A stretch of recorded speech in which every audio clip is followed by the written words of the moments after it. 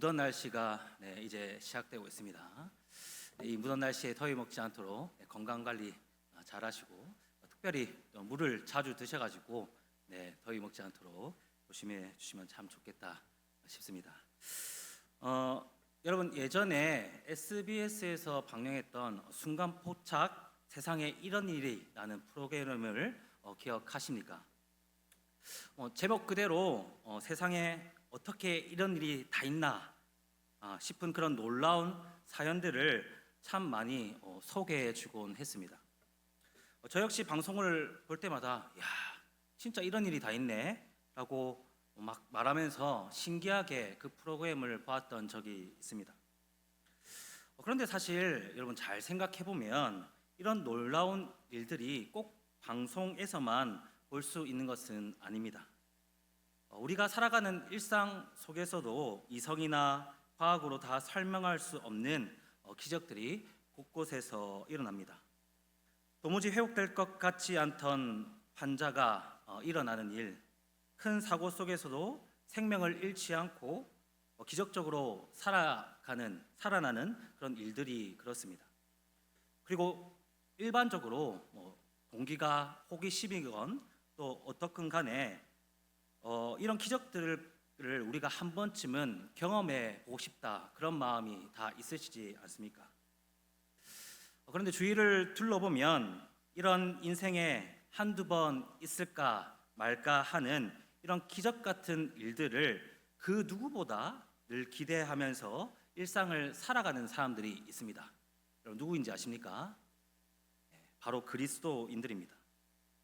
우리는 불치병이 낫기를, 꽉 막힌 문이 열리기를, 사람들이 힘으로 도저히 풀 수 없는 문제가 기적적으로 해결되어지기를 기도하며 하나님께서 내 삶에 깊이 개입해 주시기를 원합니다. 하지만 여러분, 이런 외적인 변화를 가미한 기적도 좋지만 우리가 결코 놓치지 말아야 할 기적 중에 기적이 있습니다. 오늘 설교 제목을 보면 여러분들이 다 예상하셨겠지만 그것은 바로 우리가 하나님을 믿게 되었다라는 사실입니다. 우리가 하나님을 믿고 복음을 받아들이게 된 것은 그 세상 어떤 기적과도 비교할 수 없는 기적 중에 기적이라고 할 수 있는 정말 위대한 사건입니다. 그런데 여러분, 어쩌면 신앙생활을 오래 한 분들이나 또 모태 신앙인 분들에게 그래서 우리가 믿는 이 믿음은 정말 기적이지, 이런 말 어떻게 보면 조금 식상하다 그렇게 생각하실지도 모르겠습니다. 그럼 여기서 한번 질문을 여러분에게 드리도록 하겠습니다. 여러분, 내가 하나님을 아버지라고 부르고 있다는 것, 매일 죄와 씨름하면서도 하나님께 나아갈 수 있다는 것, 이 성경 말씀이 단순히 오래된 고대의 문서 정도가 아니라 살아있는 하나님의 말씀으로 받아들여지는 것, 2000년 전 예수님의 십자가의 사건이 오늘 나의 구원의 핵심이 된다라고 그렇게 고백하는 것, 이것이 얼마나 말도 안 되게 기적적인 일인지 한번 따져본 적이 있으십니까? 20세기 기독교 사상가 C.S. 루이스는 기독교는 아무 생각 없이 삼켜야 하는 알약이 아니다, 그렇게 말하면서 맹목적인 신앙을 경계했습니다. 좋은 게 좋은 거지 감정적으로 넘어가기에는 여러분, 우리가 평소에 경험하는 영적 싸움은 너무나 치열합니다. 알맹이 없는 감정적인 맹신은 삶의 작은 파도가 일렁이더라도 우리는 허망하게 쉽게 무너져 내립니다. 그래서 오늘 저는 단순히 믿음이 기적이니 우리 모두 감사합시다라는 그런 감상적인 설교로 마무리하려는 것이 아닙니다. 또한 그렇다고 해서 예전에 들어본 적이 없는 정말 새롭고 신선한 설교를 또 하고자 하는 것도 아닙니다. 저는 왜 하나님의 믿는 일이 인간의 본성에 이토록 부자연스러운가, 왜 눈에 보이지 않는 하나님을 신뢰하는 일이 불가능에 가까운가, 그리고 이 모든 불가능을 뚫고 우리가 하나님을 믿게 되었다면 이것은 왜 하나님의 전적인 은혜로 시작되는 기적적인 사건인지를 오늘 본 말씀인 이 탕자의 비유를 통해 하나씩 확인해 보고자 합니다. 여러분, 그렇다면 하나님을 믿는다는 것이 우리에게 있어서 왜 기적입니까? 그 이유를 세 가지로 나누어 살펴보겠습니다. 여러분, 첫째로 우리의 믿음이 기적인 이유는 우리는 하나님을 사랑의 아버지로 쉽게 신뢰하지 못하기 때문입니다. 여러분, 오늘 본문인 누가복음 15장의 말씀에 11절과 12절 말씀을 함께 보도록 하겠습니다. 우리 함께 읽겠습니다. 시작.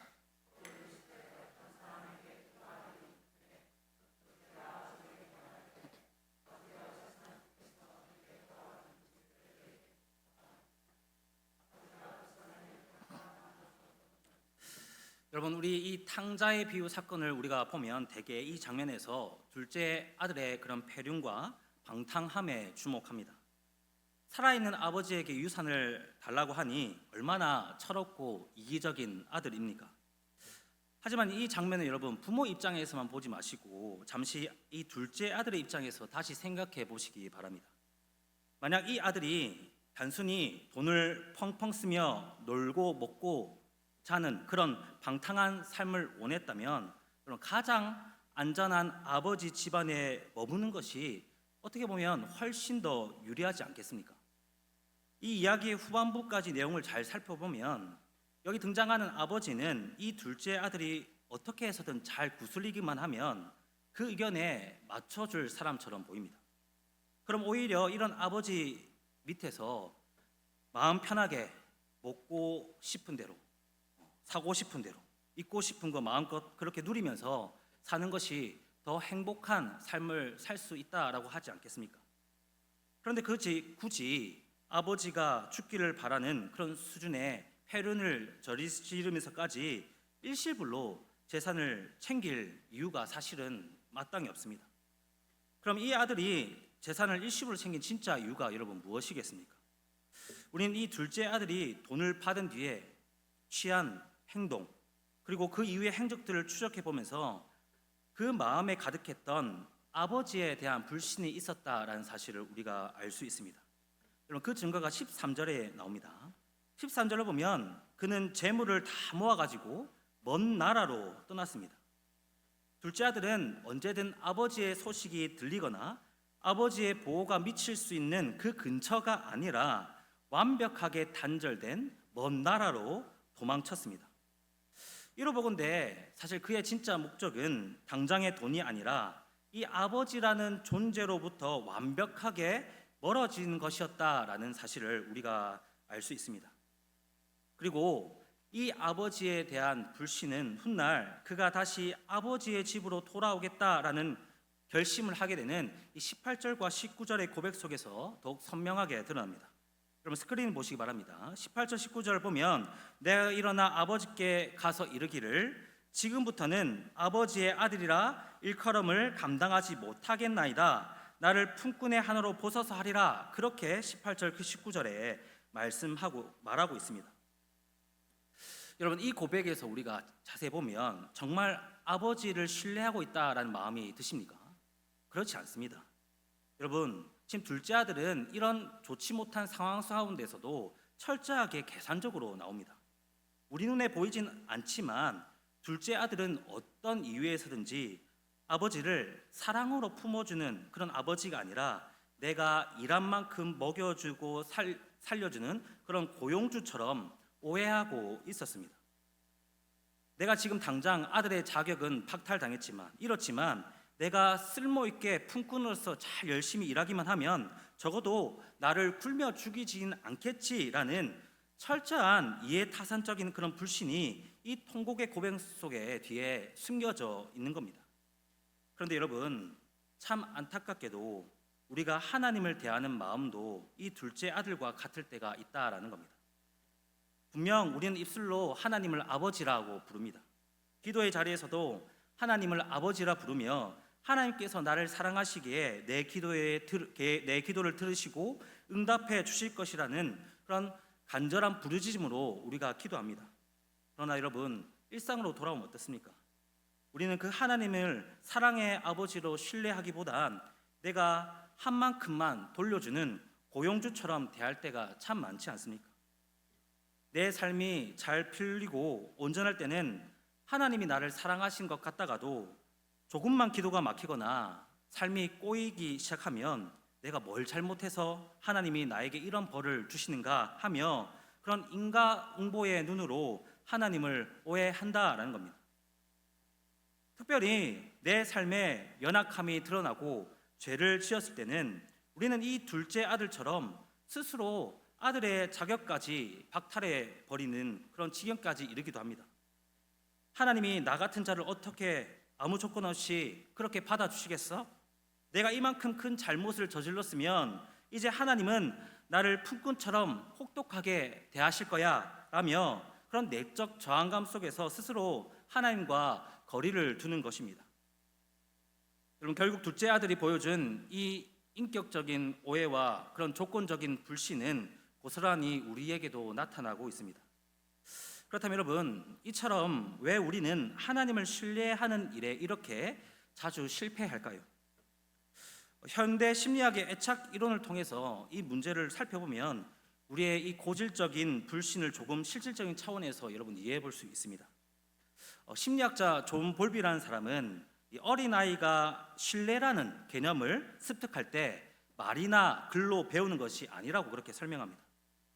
아이는 자신이 울 때 부모가 어떻게 반응하는지, 두려워 떨 때 누가 내 곁에 지켜주는지, 내 필요를 부모가 일관되게 채워주는지를 온몸으로 겪으면서 이 신뢰를 배웁니다. 그런데 문제는 바로 여기서 나타납니다.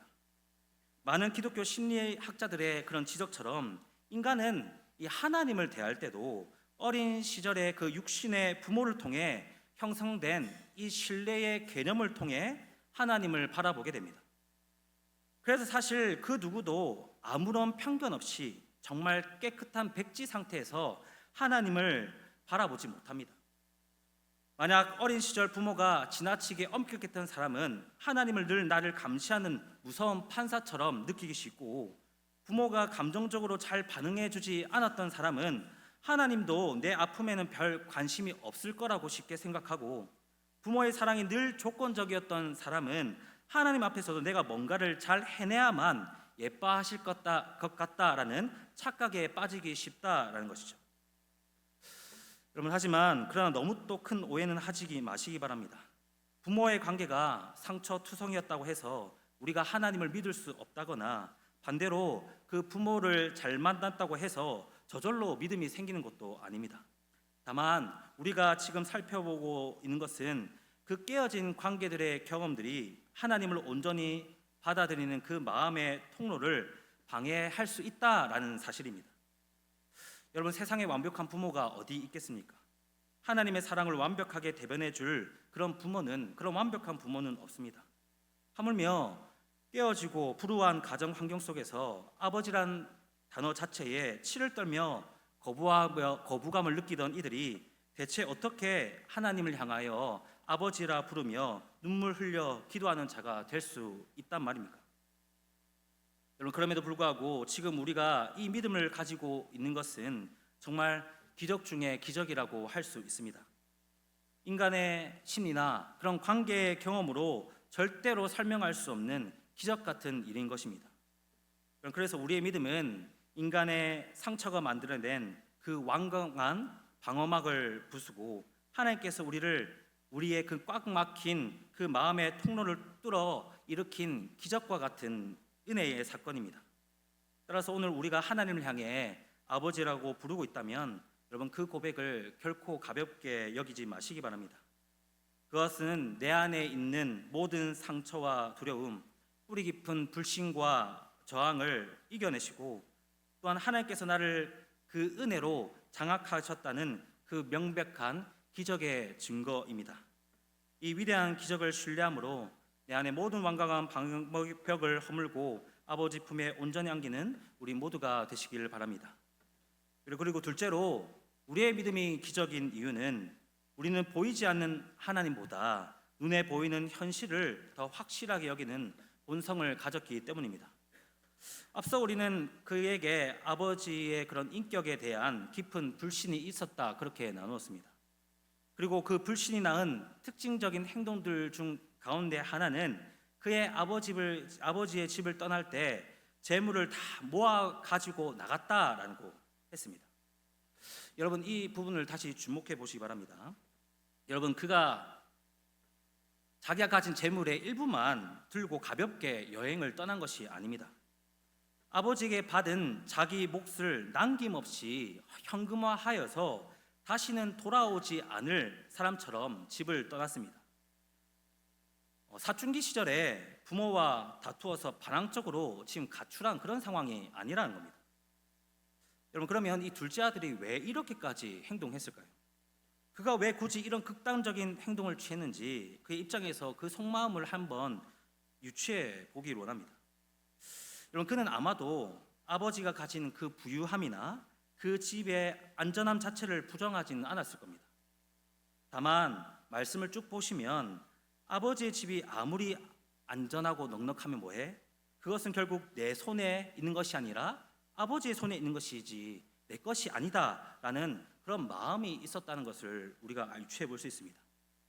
그에게는 아버지의 사랑도 아버지가 베푸는 그런 보호하심도 당장 눈에 보이지 않는 막연한 것에 불과했고, 또한 내 눈으로 직접 숫자를 셀 수도 없고 내 마음대로 통제할 수도 없으니 아버지의 그늘 아래 있으면서도 늘 마음 한편이 불안하고 답답했던 것이죠.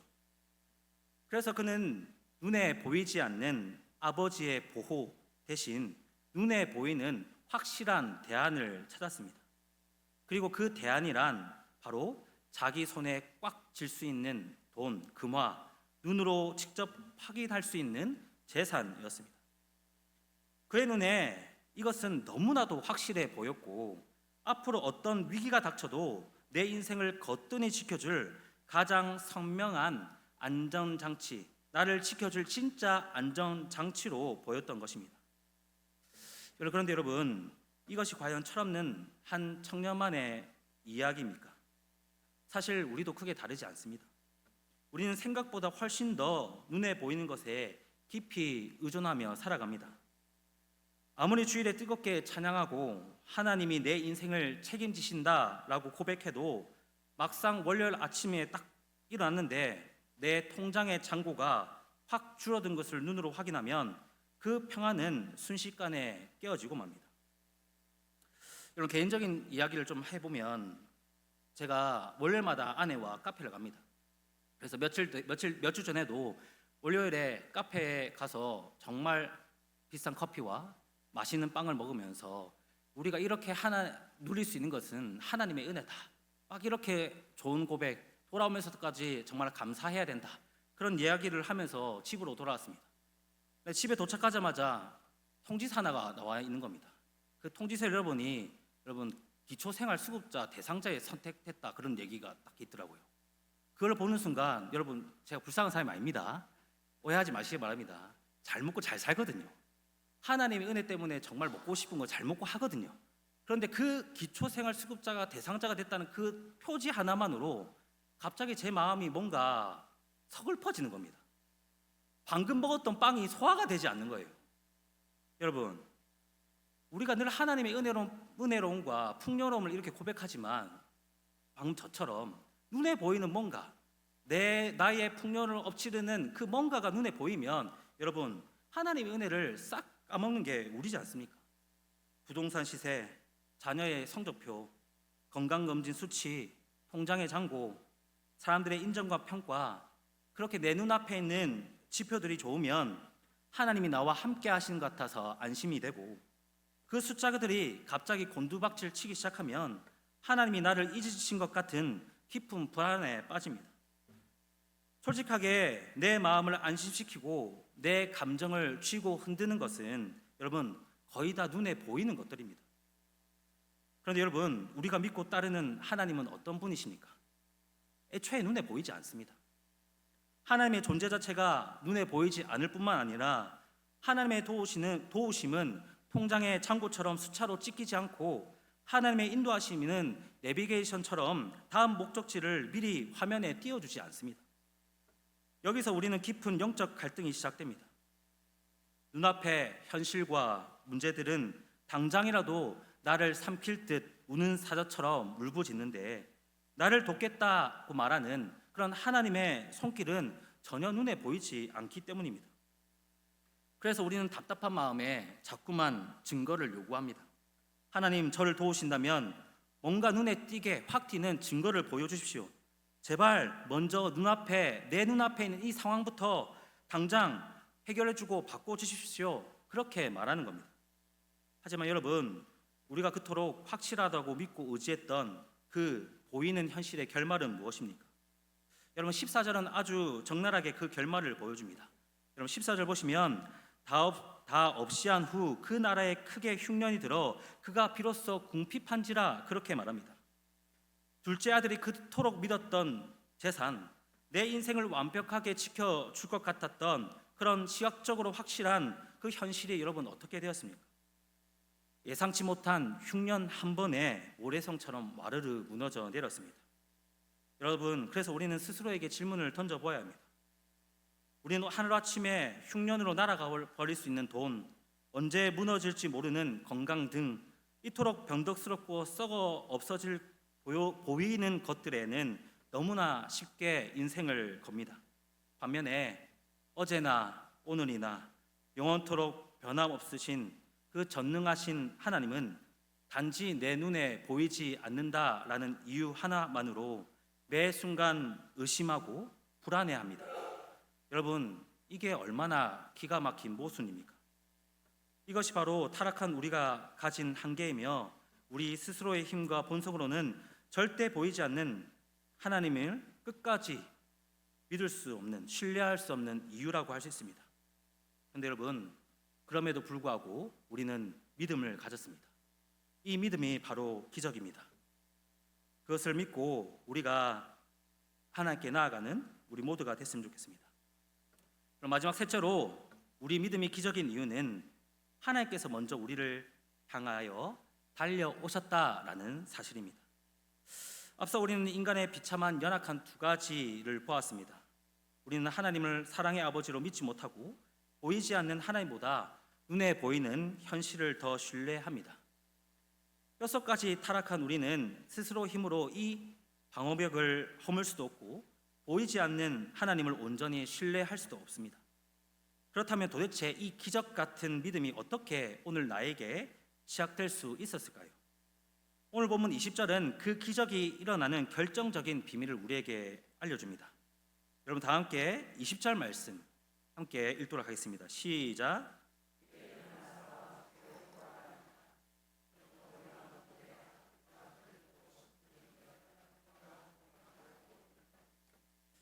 여러분, 이 장면을 한번 가만히 묵상해 보십시오.